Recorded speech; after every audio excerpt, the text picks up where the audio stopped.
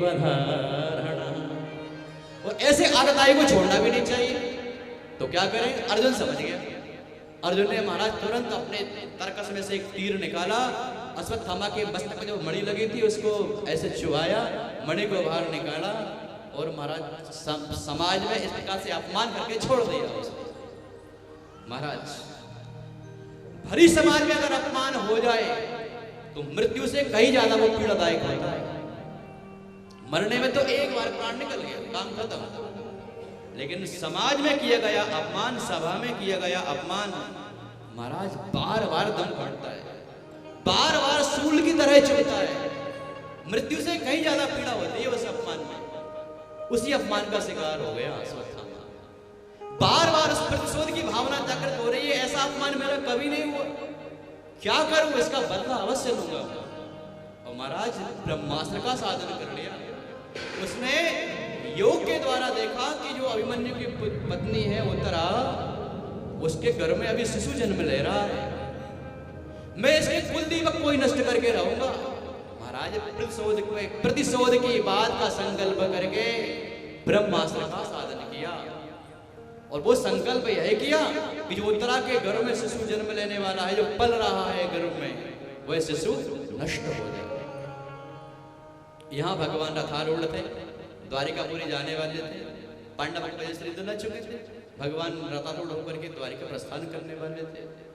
और वहां उसी दौरान वह उत्तरा महाराज भागती भागती भगवान के चरणों में आकर के गिर पड़ी, रुदन कर रही है, मुख से शब्द नहीं निकल रहा है। भगवान ने पूछा, अरे उत्तरा बोल तो सही, तुझे हुआ क्या है? तुरंत भगवान के चरणों में गिर पड़ी, हाथ जोड़ करके कह रही है, पाई पाई महायोगी, पाहि पाहि महायोगी, देव देव जगत्पते, नान्यं त्वद्भयं पश्ये, यत्र मृत्यो परस्परम्। अभिद्रवति मामीश सरस्तप्ता यशो विभो, कामं दहतु मां नाथ, मामे गर्भो निपात्यता, मामे गर्भो निपात्यता।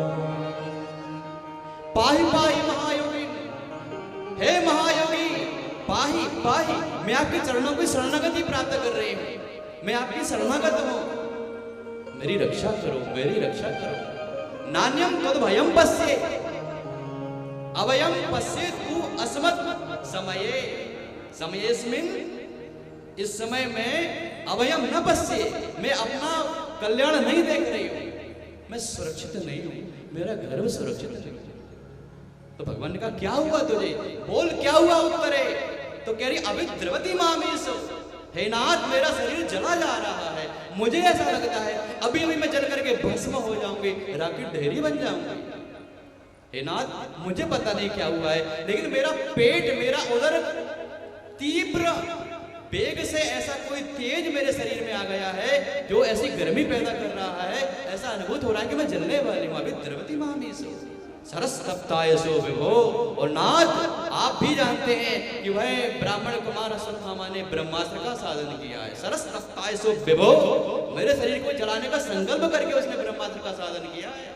हे नाथ कामम दहतु, मैं भरे जल के राख हो जाऊं, मुझे चिंता नहीं है। कामम दहतु माम नाथ, मैं एक बार नहीं 100 बार जल करके भस्म हो जाऊं, लेकिन मामे गर्भो निपत्यता, मेरे गर्भ की रक्षा करो। क्योंकि पांडवों के इस कुलवंश में केवल एक ही तो जो कुल दीपक है, एक ही तो बीज है जो सुरक्षित था, उसी को ज्यादा करके भस्म किया जा रहा है। नाथ पाही पाही, मेरी रक्षा करियो, मैं आपकी शरण में हूं। महाराज जब रोते रोते ये बात कही तो भगवान को तो महाराज मन में पता नहीं क्या हुआ।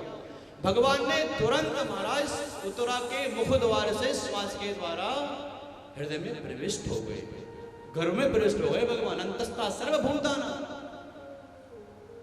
भगवान तो सबके आधार है महाराज। अंतस्था सर्वभूताना, भगवान सभी भूतों के अंदर हृदय में विराजमान है। और स्वमाया प्रणोद गर्भम वैराट्या कुरु तंतवे, भगवान ने अब माया का सहारा लेकर के गर्भ में जाकर के क्या किया? वैराट्या कुरुतंतवे, जो कुरुतंतु, तंतु अर्थात धागा, रस्सी, वो रस्सी जुड़ी हुई थी कुरुतंत्र की, जो जलने वाला खत्म हुआ जा रहा था, उस कुरुतंतु अर्थात परीक्षित की गर्भ में रक्षा करेगा।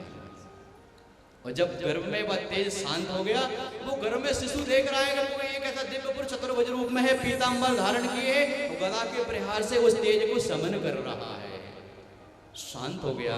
जब उत्तरा का गर्भ की गर्मी शांत हो गई, वो तीव्र वेग शांत हो गया, तो महाराज चरणों में से उठी, भगवान को पुनः प्रणाम निवेदन किया। पास में कुंती खड़ी हुई थी। अब तो जब उत्तरा चरणों में से उठी तो कुंती चरणों में गिर पड़ी। बोलिए राधे राधे। अरे बोल दो ना राधे राधे। गुस्सा में क्या बोलते हो? प्रेम से बोले। हाँ जी। उत्तरा उठी महाराज, कुंती गिर पड़ी। कुंती के चरणों में गिरी, भगवान ने उठाया, अरे बुआ बुआ बुआ, उल्टी गंगा क्यों बहाती हो? अरे मैं आपका भतीजा, आप मेरी बुआ जी, चरणों में तो मैं आपके गिरूं तो ठीक है, लोग क्या कहेंगे संसार में, क्या मेरे चरणों में प्रणाम निवेदन कर रही है, उल्टी गंगा क्यों बहा रही हो? अब कुंती ने कहा, मैं जानती हूँ तुम मेरे भतीजे हो, मेरे भैया के ही पुत्र हो तुम, लेकिन ये तुम भी जानते हो और मैं भी जानती हूँ, इसके अलावा भी तुम कुछ और हो। तो अच्छा बुआ, मैं कौन हूं बताओ तो अच्छा। तो कुंती ने हाथ जोड़ करके कहा, क्या कहा? कुंती प्रार्थना कर रही है, कृष्णाय वासुदेवाय देवकी नंदनाय च नंद गोप कुमाराय गोविंदाय नमो नमः। नमः पंकजनाभाय नमः पंकजमालिने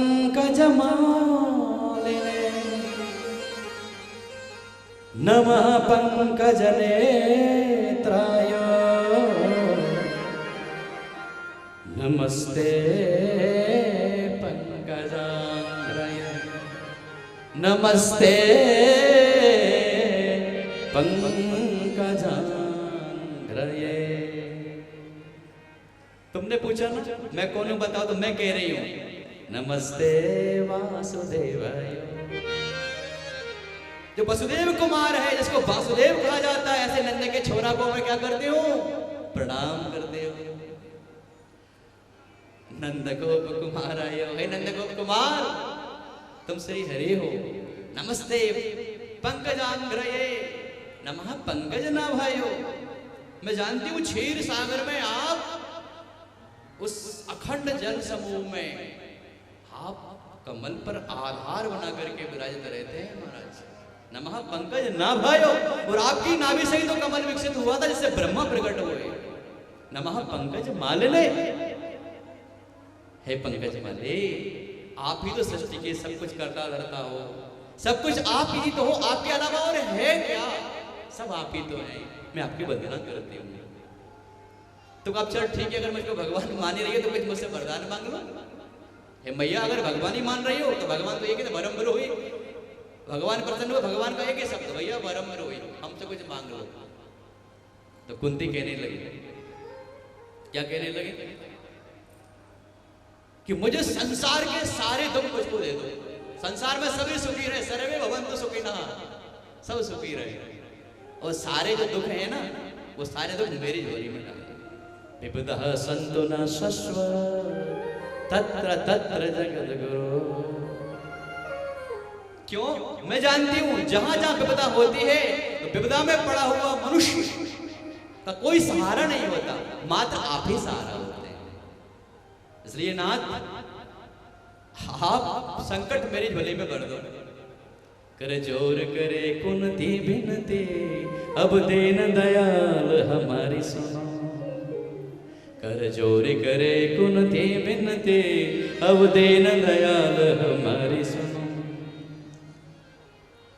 सुख चाहो नाराय बराबर हो, करो करुणा गिरधारी सुनो। सुख में हम बोलत हैं,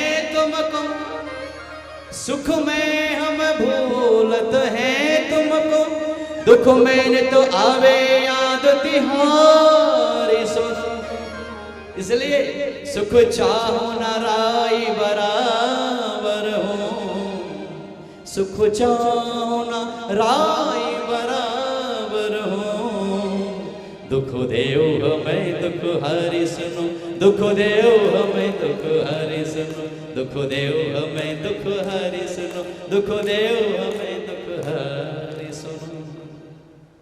भगवान से संकट मांग रहे, भगवान मुस्कुराते कह रहे हैं भैया अरे मेरी बुआ तू भी बावरी है गई। अरे मैं किसी को दुख सुख देने वाला नहीं हूं, सब अपने प्रारब्ध के अनुसार ही सुख दुख को भोगने वाले होते।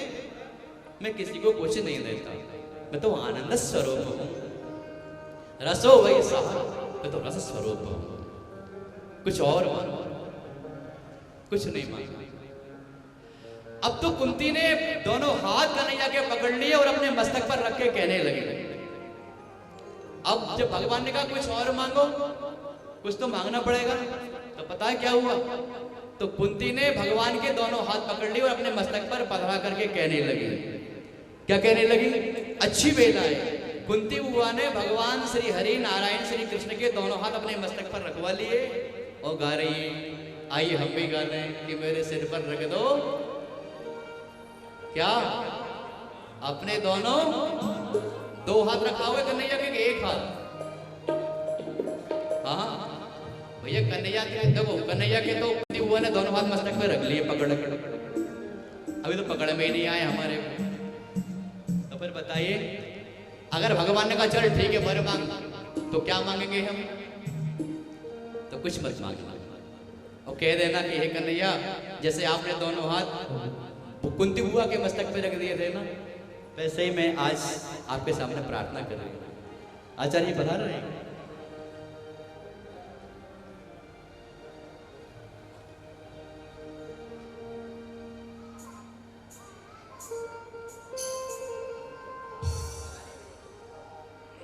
बोले भागवत भगवान की। तो प्रार्थना हम भी करने अच्छी बेला है महाराज। भगवान का हृदय इस समय पिघलित है कि मेरे सिर पर रख दो कान्हा,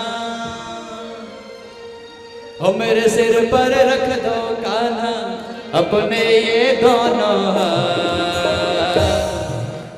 देना है तो हर देना है तो हर देना है तो दीजिए जन्म जन्म का साथ।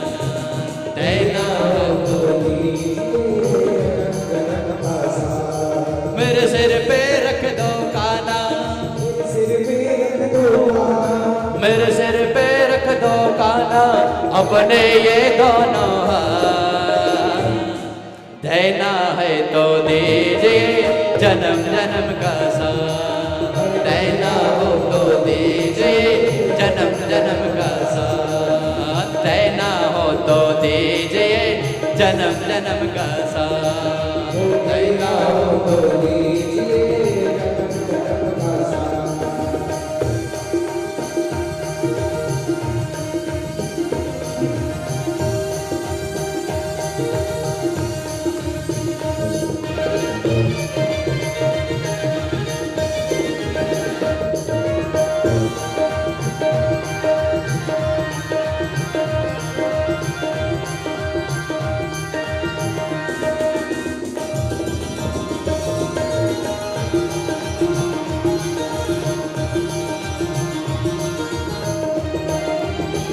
साथ। देने वाले श्याम प्रभु तो धन और दौलत क्या मांगे।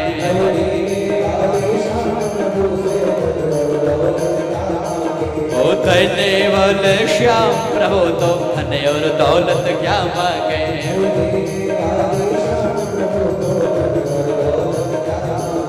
कान्हा जी से मांगे तो फिर नाम और इज्जत क्या मांगे। कान्हा जी से मेरे जीवन में तो कर दे, मेरे जीवन में तो कर दे अब कृपा के बरसा। देना है तो दीजिए जन्म जन्म का साथ। देना हो तो दीजिए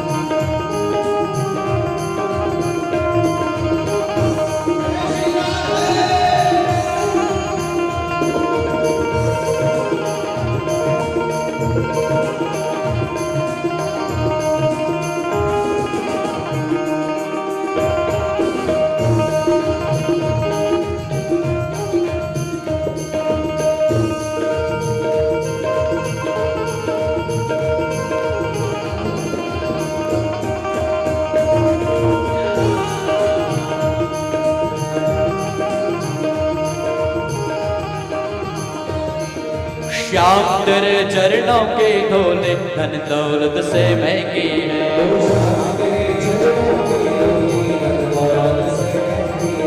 श्याम तेरे चरणों के धोले धन दौलत से महंगी है।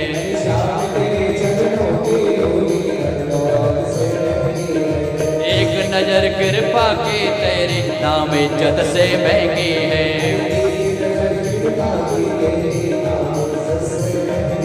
मेरे दिल की तमन्ना यही है, मेरे दिल की तमन्ना यही है, करो सेवा तेरी दिन रात।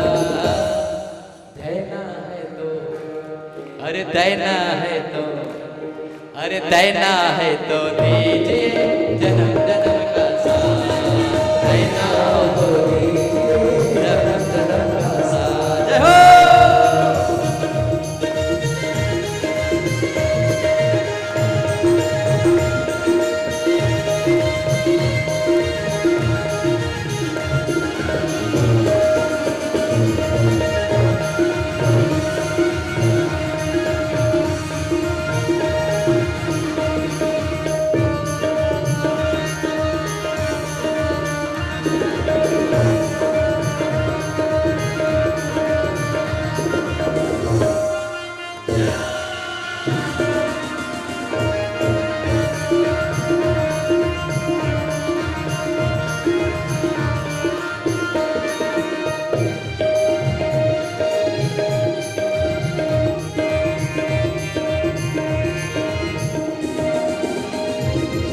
झुलस रहे हैं गम की धूप में प्यार की छैया कर दे तो।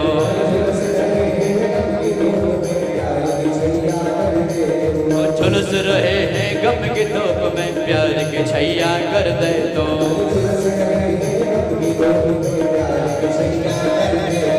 बिन माही के नाव चले ना अब पतवार पकड़ ले तो।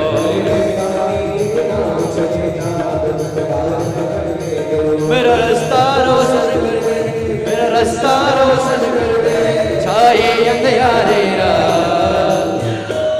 देना है तो दीजिए जन्म जन्म का साथ।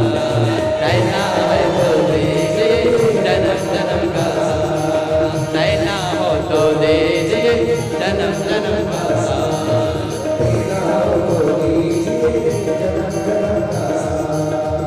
सारी सेवा करते हुए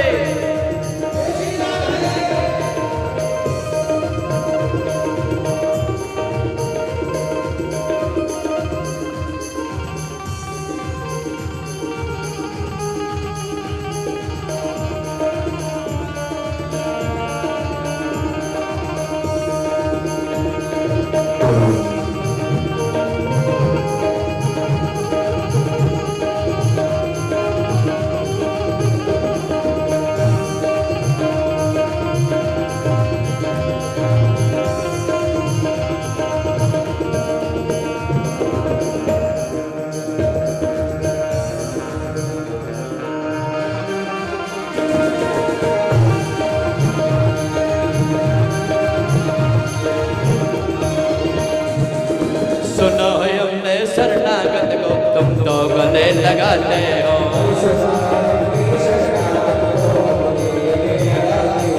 सुना है हमने, सुना है हमने शरणागत को। ऐसा हमने क्या मांगा जो देने में कतराते हो। मेरे दिल की तमन्ना यही है, मेरे दिल की तमन्ना यही है, यूं होती रहे मुलाकात। देना है तो, अरे देना है तो, अरे देना है तो दीजिए जन्म जन्म का साथ। देना है तो दीजिए जन्म जन्म का साथ। मेरे सिर पे रख दो खाना, मेरे सिर पे रख दो खाना, अपने ये दोनों हाथ। देना है तो दीजिए जन्म जन्म का साथ। देना है तो दीजिए जन्म जन्म का साथ। देना है तो दीजिए जन्म जन्म का साथ। देना है तो दीजिए जन्म जन्म का साथ।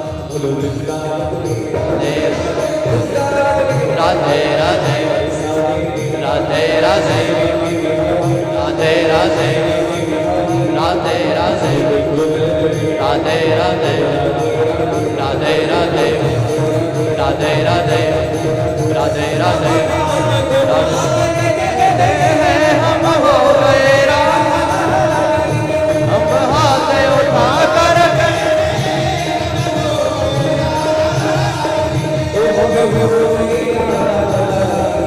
हम हो गए राधा रानी के हम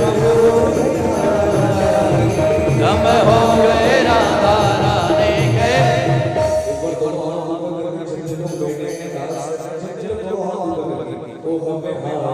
ठाकर कहते हैं हम हो गए राधा अब हाथ उठाकर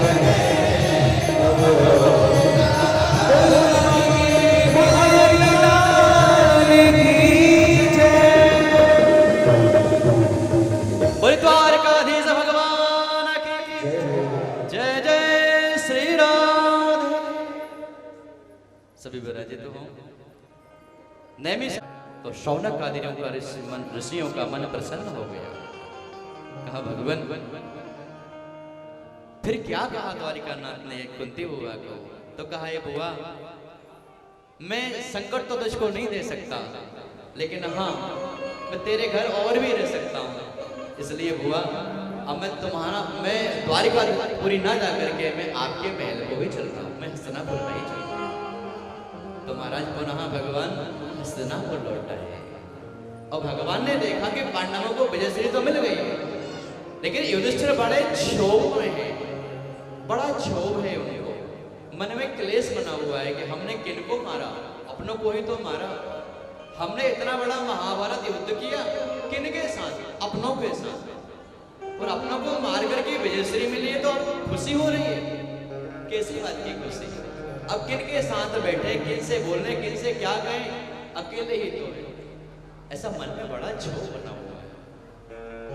तो द्वारकाधीश ने सोचा क्या करें पितामह, भीष्म की शरण में चलना चाहिए क्योंकि भगवान के परम भक्त हैं पितामह भीष्म, वो सरसैया पर भी विराजित है महाराज।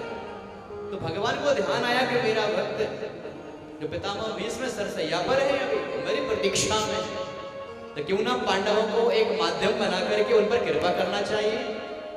तो महाराज युधिष्ठिर आदि पांडवों को लेकर के भगवान पहुंचे और जहां सरसैया पर पितामह भीष्म लेटे हुए थे और जब वहां पर पहुंचे तो सबने प्रणाम निवेदित किया।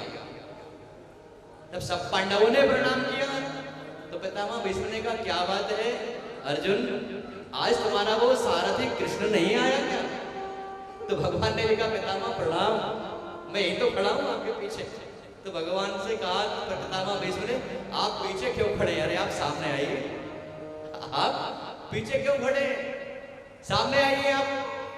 अब देखो हमने कहा था ना भगवान से लड़िए, पितामह भीष्म कह रहे हैं पीछे आपका काम नहीं, आप सामने आइए। सामने खड़ा कर दिया भगवान को और पूछा अर्जुन तुम जानते हो ये कौन है तुम्हारे, जानते हो?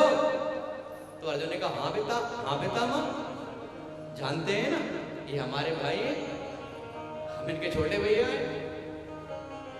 तो पितामह भीष्म मुस्कुराने लगे। कहा अर्जुन तू बड़ा भोला भाला है, तूने जिसको सारथी बनाया है ना ऐसे वही नारायण साक्षात, ये श्री हरि नारायण है, ये तुम्हें कृष्ण के रूप में मिल गए हैं। ये तो माया का उन्होंने आवेश बना के रखा है, माया का रूप धारण करके रखा है। ये धर्म की रक्षा के लिए धराधाम पर अवतरित होते हैं। और तूने क्या समझा कि तो तूने जीता है?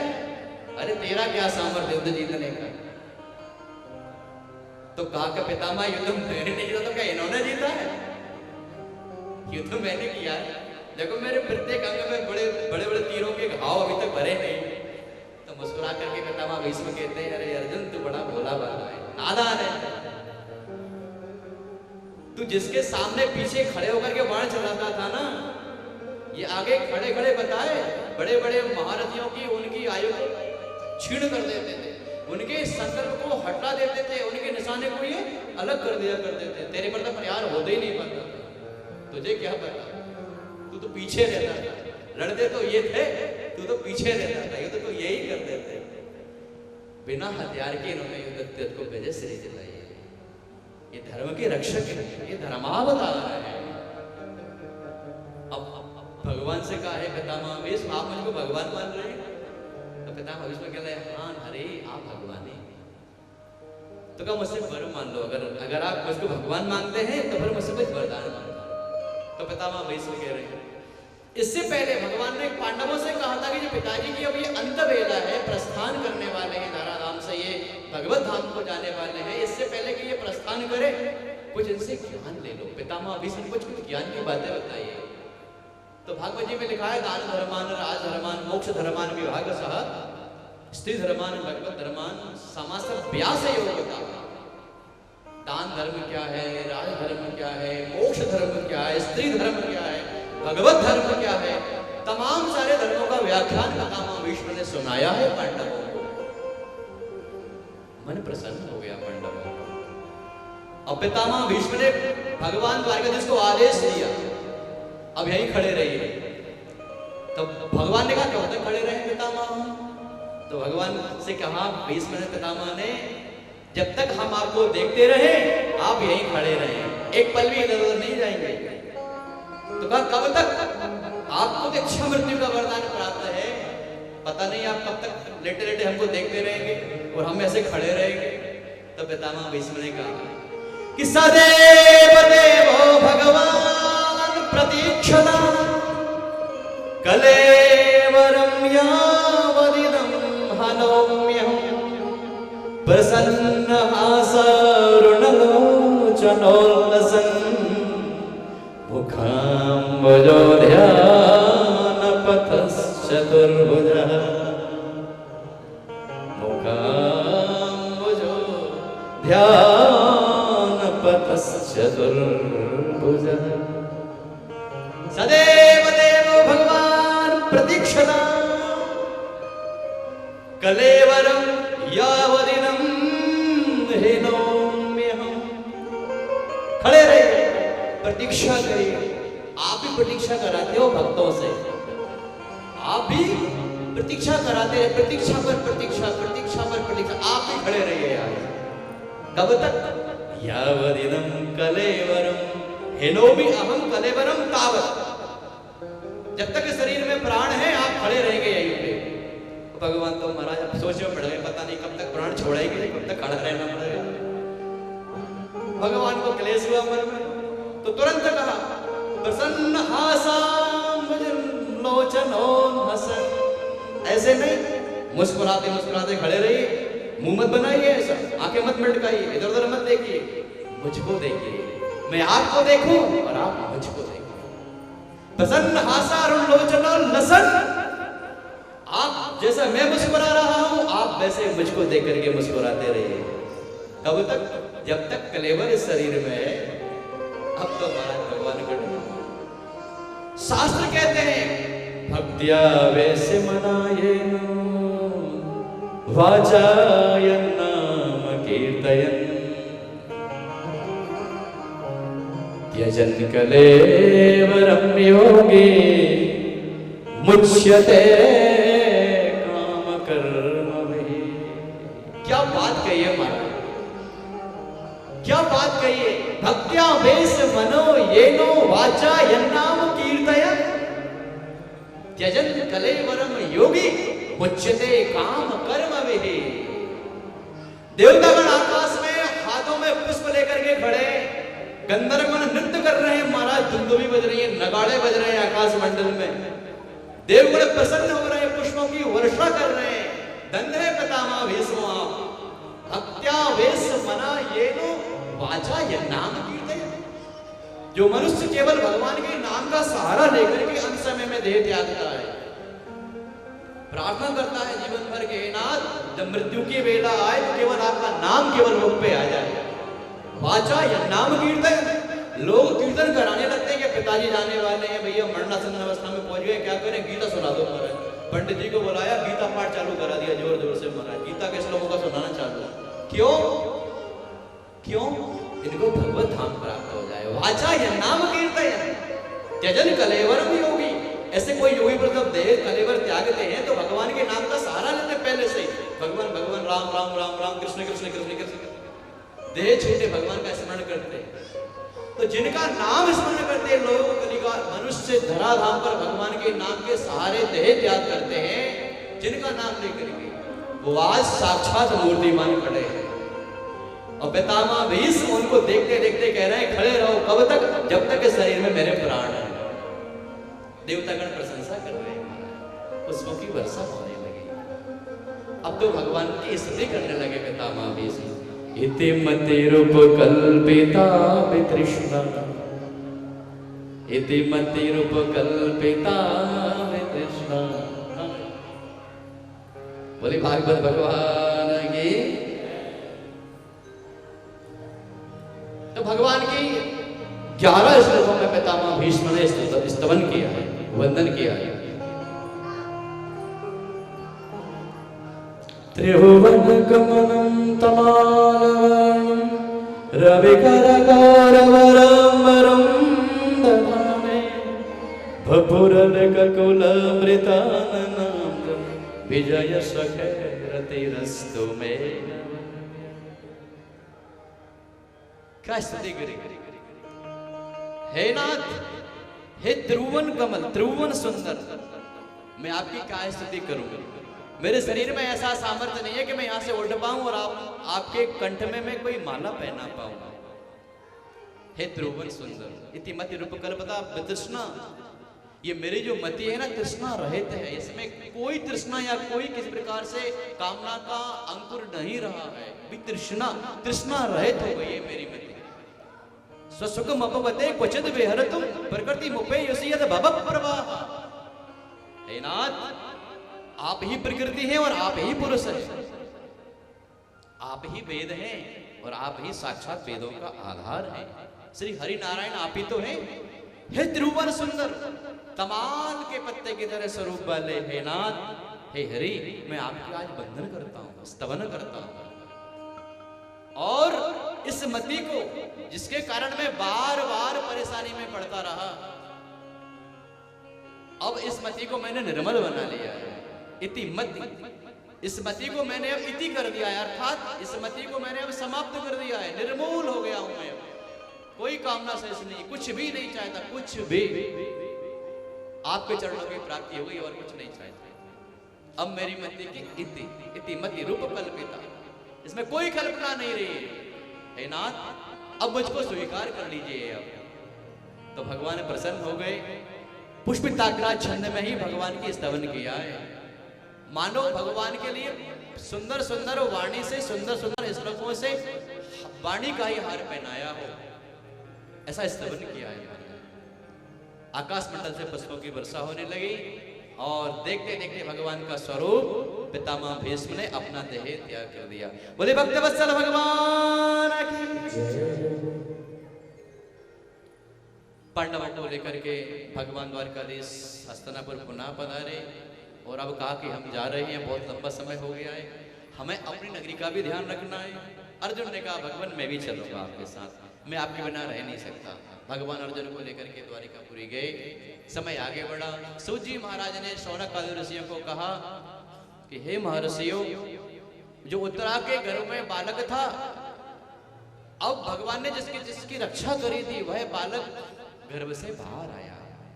उत्तरा ने शिशु को जन्म दिया, ब्राह्मणों को बुलाया और उसके भाग की रेखा को पढ़वाया गया। संस्कार आदि नामकरण जातक्रम संस्कार कराए और ब्राह्मणों से कहा कि हे देव, आप बताइए तो सही, ये हमारा जो कुमार है, ये हमारा जो वंशज है, ये हमारा कुल का दीपक है, इसका भाग्य कैसा है, ये कैसा रहेगा। तो कहने लगे, भैया ये बड़ा ही सुंदर है और बड़ा प्रभावी रहेगा, इसका नाम क्या रखा जाए। तो भगवान जब इस प्रकार की बात कही तो कुल पुरोहित कहने लगे, भैया एक काम करिए, इसने घर में ही भगवान का दर्शन किया है, इसलिए इसका नाम तो विष्णु रात होना चाहिए। क्या नाम होना चाहिए? विष्णु नाम। लेकिन सायेस लोके विख्याता परीक्षित यत् प्रभु, सायेस लोके विख्याता परीक्षित इति मद प्रभु। चूंकि जन्म लेते सही यह गर्दन चारों ओर घुमा रहा है, यह किसी को देखना चाहता है, यह उस पुरुष को देखना चाह रहा है जो गर्भ में जिसने देखा था कि वह पीतांबरधारी जिसने गदा के द्वारा उस दिव्य तेज को शांत किया था, वह मनुष्य, वह दिव्य पुरुष था। वह दिव्य पुरुष कौन है, कहां है, दिख क्यों नहीं रहा है? वह पीतांबरधारी गदाधारी कहां है? परितः इच्छति इति, जो मन में कुछ जिज्ञासा को लेकर के चारों ओर, परितः चारों ओर देख रहा है, लेकिन जिसको देख रहा है वो दिख ही नहीं रहा है। जिसको देखना चाहता है वो तो कहीं और है। इसलिए इसका नाम होना चाहिए परीक्षित। तो नाम रखा परीक्षित। भविष्यति न संदेहो महाभागवतो महान। चिंता मत करिए, बहुत बड़ा महान भागवत बनेगा, भगवान का भक्त बनेगा, तुम्हारे नाम को, कुल खानदान को आगे बढ़ाने वाला रहेगा। लेकिन तो कहा लेकिन क्या माना है? बस वही हो जाएगा, किंतु पर छोटी लेकिन किंतु किंतु क्या? तुझे पुत्रोपसर, ये ब्राह्मण के पुत्र, ये ब्राह्मण कुमार के द्वारा श्राप ग्रस्त होगा, इसको ब्राह्मण का श्राप लगेगा। वो तक्षक के नाग के द्वारा इसकी मृत्यु होगी, तक्षक नाग से। अब तो महाराज डरने लगे, ऐसा कौन सा काम करेगा जिससे ये तक्षक नाग इसको आगे डसेगा? ये तो अधोगति में जाने वाला रहेगा। लेकिन कहने लगे कि नहीं, किसी दिव्य परमहंस का इसको सहयोग प्राप्त होगा, उसकी संधि प्राप्त होगी, जिसके द्वारा यह इस धाम को छोड़ करके भगवान का नाम स्मरण करते हुए, भगवान की हरि कथामृत का पान करते हुए वह धरा धाम को छोड़ करके भगवत धाम को प्रस्थान करेगा। यह अधोगति में नहीं, ये तो भगवान के साक्षात श्री हरि के पुर में जाएगा, श्री हरिपुर में रहेगा, वैकुंठ में रहेगा। बोलिए राधे राधे। तो मन में संतोष हुआ कि भैया मरना तो सबको है, अगर अंत में अगर हरि कथामृत का पान करके मरेंगे तो हरि का धाम मिलेगा तो अच्छी बात है। बोली भागवत भगवान की। सूत जी ने कहा है शौनकादि ऋषियों, एक समय की बात कि दुर्योधन को भयानक स्वप्न आया और स्वप्न में उन्होंने देखा कि स्त्रियां इनके लिए अभागी सी दिखाई दे रही हैं, उनके माथे से सिंदूर हट गया है, गायों के बछड़े रुदन करते हुए दिखाई दे रहे हैं और कुत्तों का रुदन, कूकर अर्थात कुत्तों का रुदन, उनकी रोने की आवाज सुनाई पड़ रही है। तरह तरह के दुस्सपने जब उनको दिखने लगे तो भयभीत हो गए। ब्रह्म बेला में उठ करके सैया पर बैठे, भीम आदि पांडवों को बुलाया। अर्जुन तो पहले से ही गए थे द्वारिकापुरी, और अब कहा कि मैंने आज बड़ा भयानक स्वप्न देखा है, ये अनहोनी सी कुछ होने वाली है, ऐसी कुछ अनुभूति मुझको हो रही है। हे भीम, हे भैया, हे नकुल, हे सहदेव, आप बताओ तो सही, हमारे साथ ऐसी कौन सी दुर्घटना घटने वाली है, कौन सी अनहोनी होने वाली है? उसकी भनक मुझको आहूत हो रही है, मुझको अनुभूत हो रही है। अगर द्वारिकाधीश होते तो वो तुरंत हमको कुछ ना कुछ मार्गदर्शन करते, हम किसकी शरण में जाए? अर्जुन भी तो नहीं, इसी भी सामने से अर्जुन का आना हुआ, तो अर्जुन की आंखों से अश्रु पतित हो रहे हैं, कोई शब्द नहीं। और जैसे ही सामने से अर्जुन को रोता हुआ आते देखा, तुरंत युधिष्ठिर ने पूछा, क्या बात है भ्राता, आप तो धनुर्धारी अर्जुन हो, गांडीवधारी अर्जुन हो, क्या बात है अर्जुन, तुम्हारे नेत्रों से अश्रु पतित हो रहे हैं? क्या तुमने किसी असहाय की सहायता नहीं कर पाए? किसी स्त्री का अपमान किया है आपने? किसी शरणागत की आयु की तुम रक्षा नहीं कर पाए? तुमने कौन सा अपराध कर दिया है? क्या बात है, कुछ बोलो तो सही भाई, कुछ कहो तो सही। अर्जुन ने कहा, अग्रे चरो मम बभो रथ यूतपाना मायूर दिशांत चाह सहोर जो अर्चत। हे भगवान, जो मेरे रथ के आगे विराजित थे, हमेशा मेरी रक्षा करते रहते थे, मुझको विजय श्री जिन्होंने दिलाई है। बाण तो मैं चलाया करता था, लेकिन बाणों को चलाने का सामर्थ्य श्री कृष्ण ही दिया करते थे। महाराज, वंचितो हम महाराज हरिणा बंधु रूपिणा, वंचितो हम महाराज हरिणा बंधु रूपिणा। वो श्री हरि जो द्वारिकाधीश थे, वह धराधाम छोड़ करके स्वधाम गमन प्रस्थान कर गए। वो जो महाराज सुना कि श्री हरि द्वारिकापुरी को छोड़ करके परधाम चले गए हैं, लीला संवरण कर ली है। महाराज कुंती ने जैसे ही सुना, देह त्यागने का संकल्प कर लिया। पांडवों ने तुरंत संकल्प कर लिया कि हम अब यहाँ पर रहने वाले नहीं हैं, हम स्वर्गारोहण करेंगे।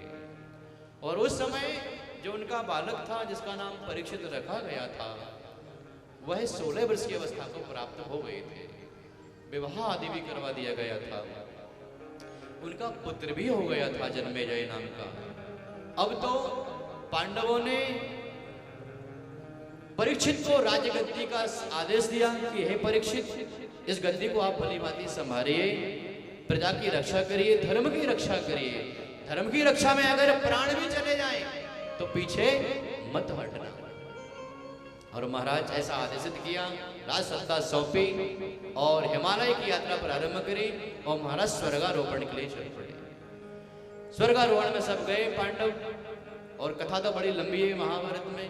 सशरीर केवल युधिष्ठिर ही पहुंच पाए थे, बाकी पांडवों के पैर गल गए थे, लेकिन सशरीर युधिष्ठिर स्वर्ग में पहुंचे। बोली राधे राधे, बोली भागवत भगवान की। शौनक आदि ऋषियों ने कहा, भगवान अब जो परीक्षित राज सत्ता को संभाल रहे थे, आपने कहा था ब्राह्मण का श्राप उनको लगा, वो उनको कैसे ब्राह्मण का श्राप लग गया, हमको उस कथा को श्रवण कराइए। तो कहा कि परीक्षित जी बड़ा धर्म पूर्वक राज सत्ता का संभाल रहे थे, प्रजा का पालन कर रहे थे। दिग्विजय करते वक्त एक समय उन्होंने क्या देखा, दिग्विजय के लिए निकले थे, पीछे बहुत सारी सेना चल रही थी, आगे आगे परीक्षित चल रहे थे, रथारूढ़ थे, और सांझ की बेला हो गई थी, वन मार्ग से निकल रहे थे जंगल में से। और उस समय परीक्षित ने क्या देखा कि कोई वृषभ और उसके पीछे पीछे एक गाय रुदन करते करते भाग रहे हैं, और वह रुदन करते करते गाय उस वृषभ से पूछ रही है कि अब आप बताइए तो सही, हमारे जो रक्षा करने वाले थे, जो हम सबके रक्षक थे, श्री कृष्ण द्वारिकाधीश, वो लीला संवरण करके प्रस्थान कर गए धराधाम से, अब हमारी रक्षा कौन करेगा? अब तो इस धरा पर बड़े बड़े आतताई दुराचारी राजा हो जाएंगे। अब तो कलिकाल का प्रवाह यहाँ पर, कलिकाल का यहाँ पर प्रभाव देखने लगेगा। अब तुम्हारी रक्षा कौन करेगा? अब तुम्हारा पोषण कौन करेगा? जब ये सारी बातें कर रहे थे महाराज, वृषभ के आंखों से भी अश्रुपतित हो रहे थे, गोमाता के भी आंखों से अश्रुपतित हो रहे थे, तो बड़ी दया आई परीक्षित को। आगे चल के आश्रम में जलपान किया, सरस्वती के पावन तट पर स्नान करने के बाद में दोपहर के बेला में फिर बात देखा कि वृषभ भागता भागता एक पैर से भाग रहा है, और पीछे कोई गोमाता रोदन करती करती चिल्लाती चिल्लाती भागी जा रही है, और उसके पीछे कोई एक भयानक आकृति वाला, भयानक जिसकी आकृति है, बड़े बड़े जिसके केस हैं, बड़े बड़े दांत हैं, जिसका काला काला शरीर है, भयानक जिसका आकृति है, हाथ में खड्ग लिए हैं और मारने को तत्पर है। परीक्षित ने तुरंत आदेश दिया, अरे मूर्ख, कौन है तू? तुझको लाज नहीं आती इस प्रकार? तो एक गोमाता को और तो एक वृषभ को मारता हुआ भगाता चला जा रहा है। भला ध्वंस बलान बलि नर देवेश वेशोनु नटवत कर्मणात् द्विजः। अरे तू कौन है? अपना नाम बता, अपने स्वरूप को बता, प्रकट कर, और मुझके नहीं तो मेरे साथ तो युद्ध कर, अथवा मेरे साथ युद्ध कर। और वृषभ को कहा, तुम्बा मडान धवला पादर न्यूना चरण पदन। आप कौन हैं जो एक पैर पर खड़े हुए हैं और भागे जा रहे हैं? आप कौन हैं? हे नाथ वृषभ रूपेण किम कश्चित् देवो वा फरिकेदयन्। इस वृषभ के रूप में कोई आप देव मुझको प्रतीत हो रहे हैं, कहीं आप धर्म तो नहीं? और गौमाता से कहा, मां रोदीरम भद्रम ते खलाना मई शास्त्री। हे गौमाता तुम रुदन मत करो, शांत हो जाइए, खलाना मई शास्त्री। ऐसे खलों के लिए तो मैं अभी खड्ग धारण करता हूं, इसके प्राण अभी हरण कर लेता हूं। अब तो महाराज जैसे ही ललकारा उस कलिकाल के लिए, तुरंत वह कलिकाल जो कलयुग था परीक्षित के चरणों में आकर के गिर पड़ा। अभ्यर्थितस्तदा तस्मै, जब वह चरणों में गिर पड़ा और प्रणाम करने लगा कि हे नाथ मैं कलयुग हूं। मैं कौन हूं? कलयुग। और दूसरे शब्दों में कहें कलह युग। कौन सा युग? कलह युग। जिस घर में कलह है महाराज, समझो वहां कलयुग है। कौन सा युग है? कलह युग, हटाना है, कलयुग हो गया, कलह युग। तो जहां कलह है वहां कलयुग है। तो चरणों में गिरा तो कहा तू कौन? तो कहा मैं कलयुग। तो परीक्षित ने कहा चला जाए यहां से। कहां जाऊं? तुझको जहां जाना हो, लेकिन जहां जहां तक मेरी राज्य की सीमा है उस सीमा में तू, तेरे चरण, तेरे पैर ना दिख जाए। जहां जहां तक मेरी राज्य की सीमा है उस सीमा में तेरा पैर मुझको ना दिख जाए, तुझको मार डालूंगा। कब नहीं लगा कनाडा का भगवान, मैं कहां जाऊं? जहां जहां तक मुझको धरा दिखाई दे रही है वहां वहां तक आपका राज सत्ता है, वहां वहां तक आपका प्रभाव है। कहां जा सकता हूं? सभी जगह आप ही की तो सत्ता है ना। मुझे स्थान दीजिए, आप जहां कहेंगे ना मैं वहीं रहूंगा, आप मुझे जहां कहेंगे मैं वहीं रहूंगा। तो परीक्षित ने कहा ठीक है, मैं तुझको स्थान दे रहा हूं, मैं तुझसे जहां कहूं तू वहीं रुकना। तो कहा ठीक है महाराज। अभ्यर्थितस्तदा तस्मै स्थानानि कलयोत कलये ददौ। 4 स्थान दे दिए। कौन कौन से? कान खोल के सुनिए। कलयुग कहां कहां है?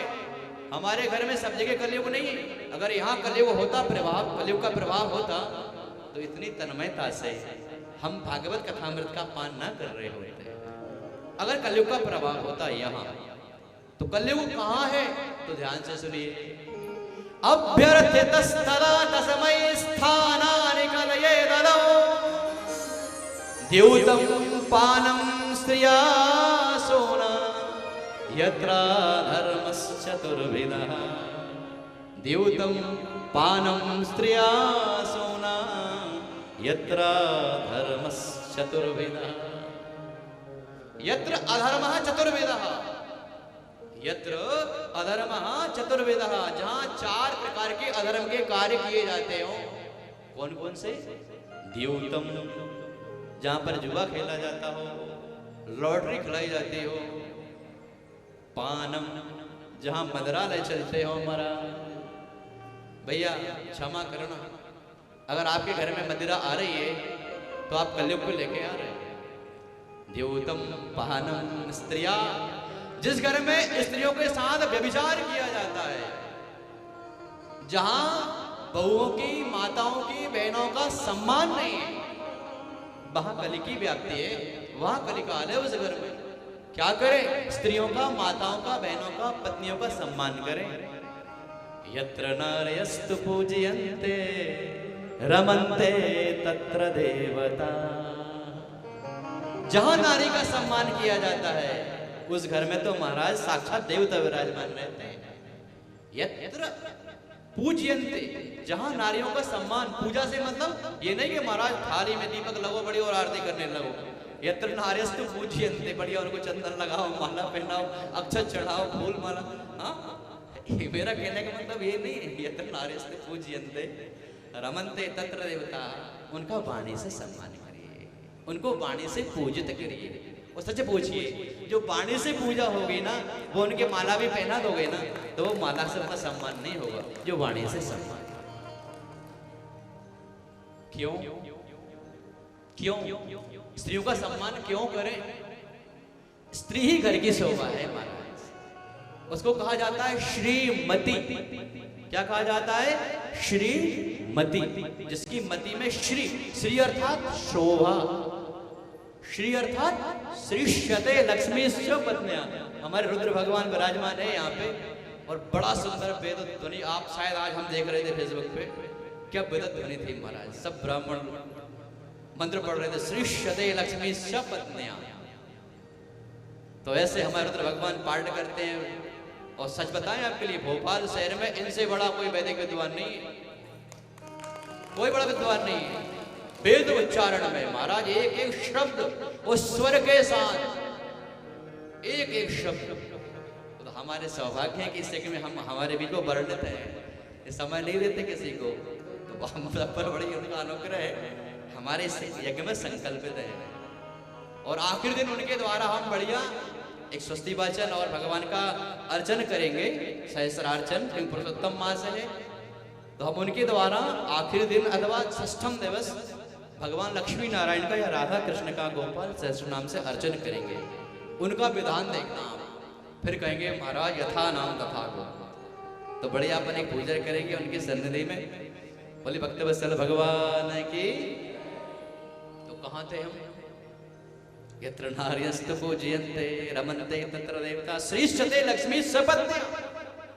जिसके कारण आप श्रीमान हैं, श्रीमती ना होती तो आप श्रीमान नहीं होते। श्री अर्थात सुंदरता, स्त्रियां घर की शोभा है हमारा। अच्छा कल्पना करिए 2-4 8 दिन के लिए वो आपकी पत्नी कहीं मायके चली जाए, तो फिर घर में क्या स्थिति बनती होगी महाराज? अब भूख लग रही है महाराज, कहाँ जाए? इस होटल पे जाए, उस होटल पे जाए। होटल का तो होटल का खाना होता है, पेट भरता ही नहीं है महाराज। अब लगे फोन पे फोन कर रहे हैं, अरे आ जाओ यार अब भूख लग रही है, क्या करें, मन नहीं भरता, पेट ही नहीं भरता। अब वो कह रही है मैं इतने सालों में तो आई हूँ, छुट्टियां मिलती नहीं है, 2-4 दिन तो ठहर जाने दो। अगले दिन फिर फोन आया, अरे भोजन नहीं मिल रहा, भूख तृप्ति नहीं हो रही, सही से भोजन नहीं मिल रहा, भूखे हैं, होटलों में जा रहे हैं, कहीं मन नहीं लगता। और सच पूछिए ना तो आपके जाने के कारण घर की शोभा ही चली गई, ये मन ही कहीं नहीं लगता। बोले राधे राधे। सच में ऐसा ही होता है, घर से स्त्री चली जाए ना तो घर में सूना सूना हो जाता है। शोभा है स्त्रियां घर की, ये माताएं शोभा है, एक श्रीमती है, इनका सम्मान करिए। द्योतम पानम स्त्रिया सोना। जहां पर हिंसा के काम किए जाते हैं, हिंसा 2 प्रकार की होती है, एक वाणी से भी हिंसा होती है और एक शरीर से भी हिंसा होती है। महाराज काटा जा रहा है और महाराज उबाला जा रहा है और खाया जा रहा है, हाय राम कैसे? हमें तो नाम लेने में गिला नहीं, लोग भक्षण कर रहे हैं। तो ये क्या है? यही तो कलयुग है, जिसके कारण मति में विभ्रम हो गया है। और विभ्रम कैसा? क्या सेवन करने योग्य है, सेवन करने योग्य क्या नहीं है, कोई बोध नहीं। क्यों? मति में विभ्रम आ गया। द्यूतम पानम स्त्रिया सोना यत्रा धर्मश्चतुर्विधा। ये 4 काम जहां किए जाते हो वहां कलिकाल की व्याप्ति है। तू यहीं रहे, कलयुग से कह रहे तू यहीं रहेगा। कहां रहेगा? जहां जुआ खेले जाते हैं, जहां मदिरा सेवन करी जाती है, जहां व्यभिचार किया जाता है, जहां हिंसक काम किए जाते हैं, तू इन्हीं 4 जगह रहेगा और कहीं नहीं रहेगा। तो चरणों में गिड़गिड़ाने लगा, अरे महाराज आपने ऐसे स्थान दिए, यहाँ कोई नहीं आना चाहेगा। अरे कौन आएगा ऐसे स्थान पर अपना नाम खराब कर ले, ये शरीर को नष्ट करने के लिए कौन आएगा? अरे जिन मार्ग पे जो जाएगा, ये 4 द्वार, ये 4 मार्ग महाराज पतन के हैं। इतिहास उठा के देख लो आप। युधिष्ठिर जिनकी हम पांडवों की बात कह रहे थे, अपनी पत्नी को भी दांव पर लगाने में महाराज देर नहीं लगाई। स्त्रियों के आभूषण की और घर की तो बात बहुत दूर की है, पत्नी को भी दांव पे लगाने में देर नहीं लगाई। क्षण भर सोचा नहीं मैं किसको दांव पे लगा रहा हूं, और परिणाम क्या हुआ? द्यूतम। इतना खतरनाक है जुआ। आगे चल के बेटा मां से लड़े कि तूने पिता को रोका क्यों नहीं था? जब वो भवन को बेच रहे थे, जमीन को बेच रहे थे, जुआ खेलने जा रहे थे, पकड़ के घर में बांध क्यों नहीं दिया तूने उसको? तो ऐसा बेटा मां से ना कहे, ऐसा कृत्य मत करो। मदिरा का सेवन मत करिए, व्यभिचार मत करिए, वाणी से और शरीर से हिंसा मत करिए। और करोगे तो समझ लो कलह आ गई, कलह घर में आ जाएगी। जिस दिन आपने ये आचरण किए घर में कलह आ जाएगी। और सुंदर कांड की सुंदर चौपाई गुनगुना लो। जहां सुमते तहां संपत्ति नाना, जहां सुमते तहां संपत्ति नाना, जहां कुमते तहां कृपा निधान, जहां कुमते सुमते कुमते सबके और रहे, सुमते कुमते सबके है ना, ऐसी बात है ना। सुमति और कुमति, देखो दोनों शब्द के आगे केवल सु उपसर्ग जुड़ा हुआ है। उपसर्ग को जानते हो क्या होता है? ये उपसर्ग जिस शब्द के आगे जुड़ते हैं उस शब्द को वो क्या कर देते हैं, उसमें विशेषता ला देते हैं। हमारा शब्द है मति, सुमति, सु अगर लगा दिया सुमति, और मति है कु लगा दिया तो कुमति। अंतर कितना विपरीत हो गया हमारा, सुपुत्र और कुपुत्र, सुपुत्र और कुपुत्र। तो महाराज जहां सुमति तहां संपत्ति नाना, वो जहां कुमति तहां विपत्ति निधाना। विपत्ति निधाना, छोटी बड़ी विपत्ति नहीं, विपत्ति विपत्ति आती रहेंगी, संकटों पे संकट आते ही रहेंगे। कब तक? जब तक घर में कुमति रहेगी, कुमति अर्थात कलह रहेगी। इसलिए सबसे निवेदन है, अगर कोई घर में कारण है कुमति का, कलह का, तो उस कलह के कारण को नष्ट करिए, उस कलह को हटाइए, घर से हटाइए, जल्दी से, देर मत करिए। कलह को घर से निकालने में बिल्कुल विलंब मत करिए। कलह बढ़ती चली जाएगी तो आपकी मति में विभ्रम होता चला जाएगा। कैसे? जैसे कि परीक्षित के मन में, बुद्धि में विभ्रम आ गया, ब्राह्मण का श्राप का भागी बन गया।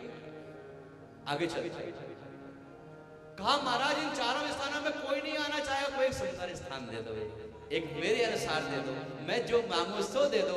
आप बड़े महाराजा हैं, बड़े दयालु हैं, बड़े बड़े महारथियों के, पांडवों के आप वंशजी तो हैं।